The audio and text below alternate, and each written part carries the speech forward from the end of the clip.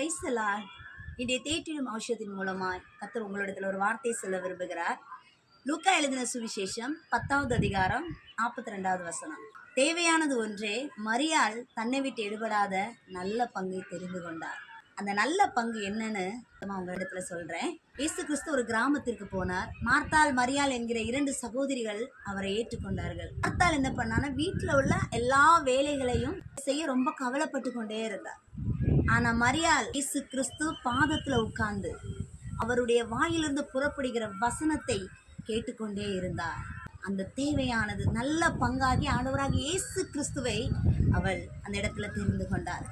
இந்த வார்த்தை கேட்கிற பிள்ளைகளை, என்ன கவலையோடு இருந்தாலும் சரி, நீங்க தேவ சமூகத்துல உட்கார்ந்தீங்கன்னா, வேதத்தின் வார்த்தைகளை வாசித்தீங்கன்னா, கர்த்தர் உங்களோடு பேசுவார். உங்களுடைய எல்லா கவலைகளும் பறந்துடும். நம்முடைய வாழ்க்கையில தேவையானவரே அவர்தான். அவரை நீங்கள் விட்டு விடாதிருங்கள். வார்த்தை நிமித்தம் உங்களை ஆசீர்வதிப்பார்.